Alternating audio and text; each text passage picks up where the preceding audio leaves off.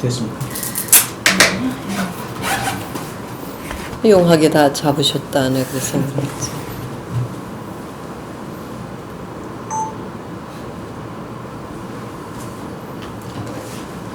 오늘 바쁘신데 이렇게 귀한 시간 내서 너무 고맙습니다. 아유, 예. 일단 그러면 저희들 이제 구술과 정리의 편의를 위해 가지고 우리 이제 이사장님은 구술자라고 저희는 면담자, 네네. 우리 그 아산정직은 창업자 이런 식으로 용어를 정리해 시작하도록 하겠습니다. 그럼 먼저 우리 구술자의 개인 생애에 대해서 몇 가지 여쭤보도록 하겠습니다. 일단 구술 유년 시절에 대해서 좀 말씀해 주시기 바랍니다. 언제 태어나셨고 안 됐어요?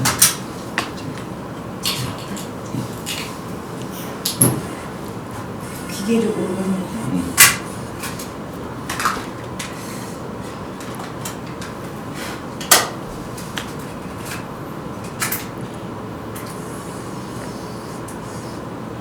전북대학교의 함한희 교수라고 예. 구술사 전문하시는 예. 분 잘 아세요? 예. 그분이 지난 1년 동안에 우리 어머니를 주제로 해서 그 민속박물관에서 그러니까 뭐 옛날 풍속 같은 거 그런 예. 걸 하셨어요. 예. 근데 뭐 이런 장비 없이 그냥 조그만 거 가지고 와서 다 이렇게 지금 책이 곧 나올 겁니다. 거의 아마 그 전북대 민중생활사 연구소가 그쪽으로 가겠죠. 네, 영남대사다가 지금 그쵸. 전북대 쪽으로 가서.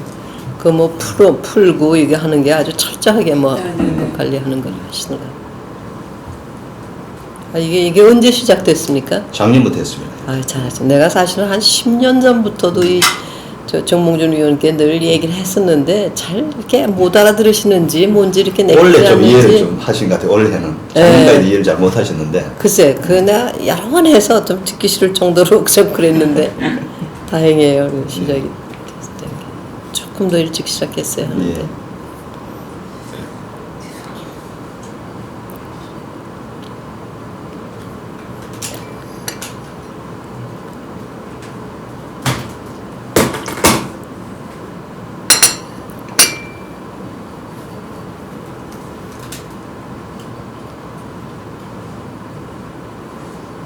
명예회장님이 15년생이시죠? 예.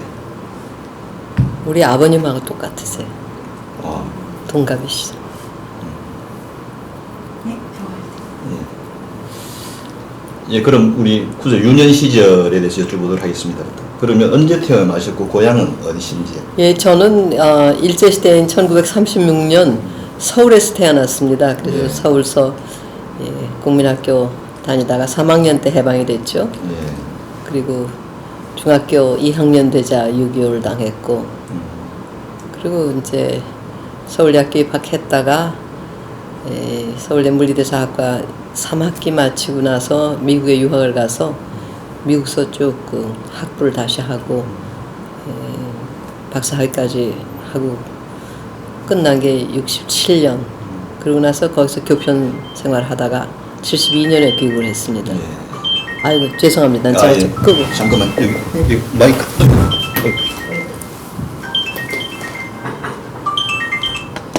여보세요? 네. 네, 예. 아니에요. 지금 내가 뭐 여기 뭘 하는 중이라서. 예. 예.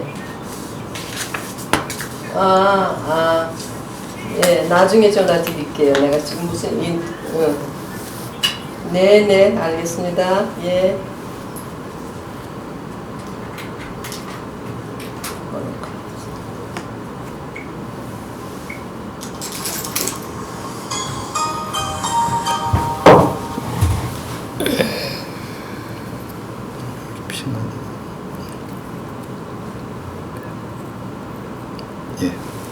예. 네, 계속.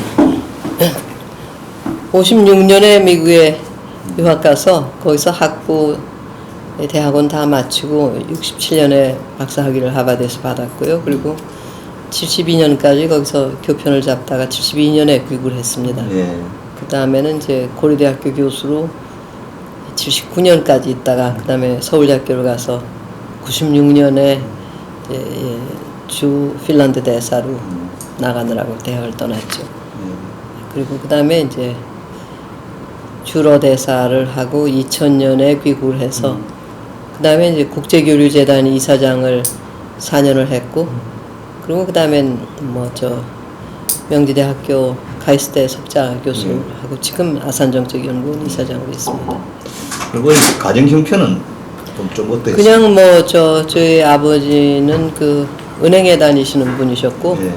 그냥 뭐 중산층이라고 할까, 여기 서울에 명륜동에 살았어요. 성균관 대학 뒤쪽에. 특히 뭐 중고등학교 때 특별히 기억에 남는 뭐 에피소드 같은 건 없습니까? 뭐 특별한 에피소드보다도 제가 다닌 그 학교가 서울 사범대학교 그 부속 중학교 고등학교였는데 예. 그때는 그 일제시대 때 영향이 아직 남아있고 그래서 그 사범 교육이 굉장히 그 중시되던 일제시대 전통에 따라서 그 사대 부속 중학교라는 건 명실상부하게 그 실험학교였거든요. 교육정책을 실험해서 잘 되면은 그걸 적용시키는 그런 데였기 때문에 우리 학교는 남녀공학이었어요. 예. 그 당시 남녀공학하는 중학교가 아마 전국에 2개밖에 없었을 거예요. 예. 그게 아마 나중에 내가 살아가는데도 영향을 상당히 미쳤을 것 같아요. 아, 예. 오늘 어릴 때부터 유교 가정 분위기에 자랐다고 하셨는데 그런 것들이 그 구술자의 인생에 어떤 영향을 미쳤다고 생각하십니까?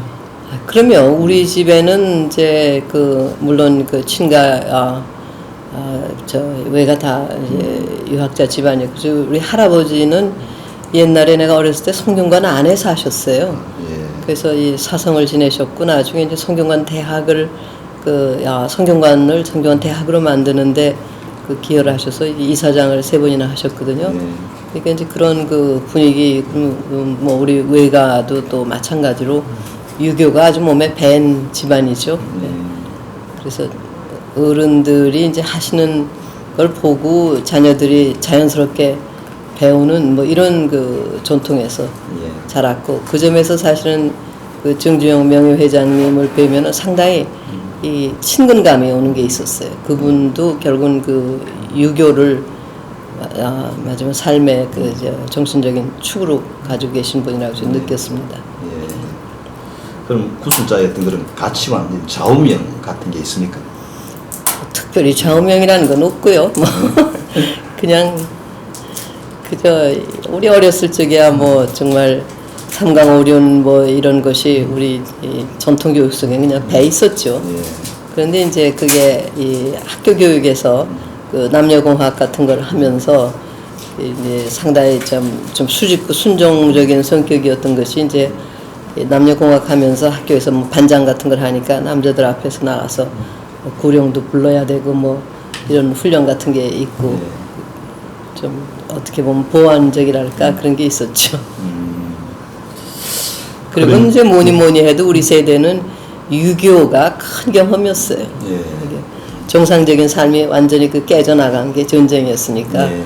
그 당시 벌써 이 유교 이제 뭐 사흘 만에 서울이 점령당하지 않았습니까? 그러니까 그래서 공산주의 체제가 되자마자 완장찬 사람들이 집에 달려들어가지고 집에 있던 뭐 쌀이니 뭐니 다 뺏어가고 그러면서 이제 아버지가 은행몬이라고 해서 날마다 끌려다니면서 자술서를 쓰고 그러다 결국은 그 이 북쪽으로 끌려가시는 그런 그 순환을 당했는데 그 다행히 중간에 도망을 쳐 나오셨어요. 예. 그래서 정말 참 큰 그 불행을 모면을 했죠. 예. 그리고 학교에서도 그 우리보다 한두 해 위 학생들은 벌써 이 정치적으로 순환을 당했습니다. 그러니까 반장하던 애들은 이제 공산주의 체제가 돼도 반장 되니까 불러내서 학생들 동원하라고 이제 시키니까 예. 했는데 다행히 나는 2학년 되자마자였으니까 너무 어리다고 우리들은 지지도회시에서 부르지를 않더라고요. 예. 그 나는 순환을 안 당했는데 우리 학년 위 사람들만 해도 반장하던 사람들은 공산당에서 시키니까 심부름했고 예. 나중에 수복이 되니까 또 친구들 눈치를 봐야지 되고 그랬고 얼마나 치열했는지 그 분위기가 우리 사대 부중의 경우는 그 대대장 하던 우리 선배가 4년 후였는데 그 공산치하에서 학교 교정에서 총살을 당했대요. 그런 것이 역시 많은 그 인상을 남기고. 예. 그럼 1972년 미국에서 대학 교수 계시다가 귀국하셨는데 특별히 귀국 동기가 있었습니까? 귀국 동기야 뭐 저희 나라니까 당연히 올 걸로 생각했죠. 뭐. 대부분은 막 거기서 자리 잡고 예, 이렇게 그 당시 많이 그랬어요. 예. 근데 제 경우는 사실 처음부터는 귀국을 하겠다고 생각했고, 예. 다만 이제 그 사이에 결혼을 했고 또 그 졸업 학위 받고 나서 이제 아이들을 낳아서 둘이나 있었고, 그러니까 우선 그 당시로는 그래도 그 돈을 벌어서 여비라도 마련해야 귀국을 하고 취직이 돼야지 귀국을 하잖아요. 그러니까 이제 학위 끝나자마자 그 귀국을 못하고 한 5년 걸렸던 거죠. 뭐 그런 귀국하실 때 그럼 특별히 국내 어떤 뭐 자리라든 그게 다 네, 마련하고 우리 아이들 아버지는 그 카이스트라고 새로 이제 그 생긴 기관에 왔고 나는 고려대학교로 다 돼서 왔습니다. 그리고 보니까 한국 최초 러시아 전공자로서 한국 슬라브 학회를 창립하고 또 서울대 러시아 연구소 세우면서 활발히 활동하셨는데 이런데 관심을 가지게 된 이유는 무엇이었습니까? 그건요. 나는 이제 본래 이 역사를 이제 전공을 한다고 학교에 들어갔는데 그게 무슨 뭐 역사학자가 된다든가 하는 그런 뭐 원대한 꿈이 있었다기보다는 내가 우리 어렸을 적에 이 주변에서 딱게 들리는 소리가 밤낮 약소민족의 서름이었어요. 예. 해방됐을 때. 그리고 이제 해방을 우리는 그 제천에 이제 피난 가서 맞았었는데 그냥 막 꽹과리 치고 춤추고 그러면서 하던 그런 인상도 남고 한데 늘 약소민족의 서름 그러면서 땅을 치고 통곡하면서 또 환호하고 하는 그런 이제 인상이 깊이 남았고 그 당시 사실 우리나라는 이 물질적으로나 이 사회적으로나 가진 게 없었잖아요. 그리고 참 그 미국 사람들, 서양 사람들은 모든 좋은 걸 다 그 사람들 거였고 하니까 어린 마음에도 왜 우리는 도대체 이렇게 약소민족이었느냐 하는 그런 게 속에 있었던 것 같아요. 그런데 또 우리 아버님이 책을 굉장히 좋아하시는 분이 돼서 집에 무슨 역사 소설류, 야사, 역사책 이런 것들이 많았어요. 예. 그래서 이제 우리는 한글 제1세대에 속하거든요. 예. 해방됐을 적에 그 전까지는 학교에서는 일본말만 쓰고 일본말만 배웠는데 나는 이제 다행히 집에서 그 어른들이 언문이라고 한글을 미리 가르쳐 놓으셨기 때문에 해방됐을 때 우리 글을 읽을 줄 아는 몇 안 되는 아이였기 때문에 신이 나서 일본말은 거의 일부러 잊어버리다시피 하면서 이제 이것저것 읽었는데 그 중에 이제 역사책, 역사 소설 그런 게 참 많았어요. 그러니까 이 여러 가지로 그 역사에 대해서 그냥 재미를 느꼈는데 아까 말한 그런 그 관심도 있고 그래서 교양으로 역사가 좋다 이제 생각해서 역사를 공부를 하기로 했죠.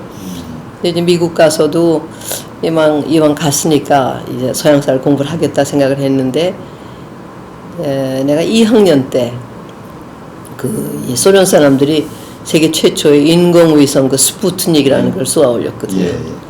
그러니까 아주 미국도 너무 놀라가지고 이제 그때만 하더라도 원자 폭탄, 수소 폭탄 하면서 이제 대량 살상 무기 경쟁할 때인데 이 스페이스 경쟁에서 소련이 앞서갔다 하는 거를 아니까 깜짝 놀라서 이제 러시아 연구를 강화하는 프로그램들을 많이 만들더라고요. 그래서 이제 내가 다니던 그 웰슬리 대학에서도 몇 년 만에 이제 러시아 역사가 곧 개강이 됐는데 마침 그게 러시아 사상사였어요. 들어보니까는 그 혁명 전 19세기 러시아 지식인들이 고민하던 모습이 우리나라 지식인들 모습하고 아주 비슷하더라고요. 하지만 어떻게 자기 나라를 근대화시키면서 또 동시에 정체성을 잃지 않느냐 이런 고민들. 이제 그렇게 해서 그게 잘못돼 가지고 이제 혁명으로 치닫게 되는 건데 그래서 이기왕이면 나도 그걸 공부를 해봐야 되겠다. 그리고 또 이제 객관적으로 생각할 때 그 당시만 해도 우리나라는 그 반공 분위기가 너무 엄중했기 때문에 우리나라에서는 객관적으로 러시아나 그 공산주의를 공부를 할 수가 없었어요. 그래서 기회 있을 때 이건 또 중요한 나라니까 누군가가 한국 사람도 공부를 해야겠다 이런 동기에서 러시아 역사를 공부하기로 했던 겁니다. 그럼 이제 구술자와 이제 우리 창업자의 관계에 대해서 좀 여쭤보도록 하겠습니다. 네. 이 창업자와의 첫 만남은 어떻게 이루어졌는지 저희 자료 보니까 KBS 심야 토론을 통해서 만났다고 하는데 네, 상당히 늦게입니다. 네. 사실 그 전두환 정부 말기인데 그때 이제 이 한러 수교가 임박했다고 전두환 정부 말기인가 노태우 정부인가 내가 지금 80년대 말 정확하게 그 날짜는 생각이 안 납니다만은 그런데 저는 사실 그 전두환 정부 시절에는 그 언론에 대한 통제가 심하고 그래가지고 텔레비에 잘못 나갔다가는 뭐 망신스러우니까 난 아예 텔레비는 안 나가는 걸로 정책을 이제 쓰고 있었는데 우리나라에서 이제 러시아하고 수교가 되고 하면서 러시아 연구를 강화를 해야 하는데 우리 국립서울대학교에 들어오는 러시아 간행물이라는 게 신문 2가지밖에 아무것도 없었어요. 그 전환기에 엄청나게 쏟아져 나오는 그 정보를 우리가 입수를 해야 되는데 그래서 내가 그런 생각을 했습니다. 서울대학교에 그럼 러시아 연구소를 만들어서 그런 일을 해야 되겠다. 근데 이제 돈을 구해야 되는데 그때만 해도 우리나라 이 사정이 참 어려웠거든요. 국립서울대학교에 러시아 연구소가 하나 있어야 된다 하면은 이론적으로는 다 그렇다고 하면서 어디 돈 한 푼 나오는 데가 없어요. 그래서 이제 제가 정주영 회장님께 또 이제 좀 그 손을 벌려봐야 되겠다고 생각했는데 한 번도 이렇게 직접적인 안면이 없었어요. 이제 그런 사정을 알고 그 KBS였던 것 같아 나를 꼬시더라고요. 저 심야 토론에 안 나간다 그러니까 정주영 명예회장님하고 나와서 러시아 얘기를 하면 그런 기회도 되지 않겠느냐. 그래서 그만한 그때 현대는 벌써 그 러시아에 관심을 가지고 이제 그 진출하기 시작하고 있었거든요. 그래서 그때 이제 처음으로 나갔습니다. 근데 그 처음 만남은 그렇게 별로 스무스하지가 않았어요. 그때 이제 모두들 흥분해서 러시아에 대해서 이제 많은 기대를 걸고 들어갈 때인데 저는 이제 전문가로서 그런 얘기를 했죠. 그 러시아 소련이라는 게 옛날 그때 소련이죠. 소련이 옛날 소련이 아니다. 지금 이게 이제 변하고 있고 해체돼가는 과정이니까 크게 너무 기대를 해서는 안 된다 그런 얘기를 했더니 이제 그 명예 회장님께서 처음에 화를 좀 내셨어요. 그 지식인들은 뭘 모른다 마지막 의지가 있으면은 그 할 수 있다는 그걸 모른다고 이제 그러시더니만은. 그 다음에 제가 나중에 들으니까 그 존스 홉킨스 대학인가 갔다 오셨어요. 그래서 아마 거기서 소련 전문가들 만나서 뭐 얘기를 하시지 않았는가 생각해요. 그래서 아마 제가 얘기했던 거 하고 좀 비슷한 얘기를 들으신 것 같더라고요. 그 다음에 오시더니 이제 그 다음부터 이 소련서 사람들이 오면 우리 교포들도 그렇고 이제 현대에서 많이 그 영접을 하는데 절 부르시기 시작하더라고요. 그러더니 이제 나중에는 이제 그 덕분에 그 고르바초프도 만나고 고르바초프가 노래하는 것도 들었습니다. 정주영 회장님 덕분에. 그 처음 만났을 때 그때 좀 인상은 좀 어떤 느낌 받았습니까? 우리 창업자에 대해가. 아주 그 진솔하시고 그런 분이라 그렇고 사실 그 만나 뵙기 전부터도 이런 게 있어요. 그 지식인들은 조금 그 지식인으로서의 오만이 있지 않습니까? 이제 아시겠지만 그래서 이제 보통 이제 자기들끼리 얘기할 땐 정주영 회장님 이렇게 다른 뭐 정주영이 어쩌고 뭐 이러면서 좀 무슨 무식하다느니 깔보는 뭐 이런 게 있었죠. 이제 그런 적인데 나는 뭐 그런 게 그렇게 심한 편은 아니었지만은 잘 몰랐죠. 그냥 이렇게 뭐 공부를 많이 안 하신 분이고 이제 현실적으로 직업에 이제 들어오면서부터 이렇게 하신 분이라 이렇게 알았는데 아주 이 사물을 직시하면서 이게 뭘 얘기하시는 이제 그런 게 있다는 걸 알았는데 그 다음에 이제 이렇게 가까이서 뵈니까 이 세간에서 듣던 것보다 굉장히 인간적으로 따뜻하신 분이라는 거를 알게 됐.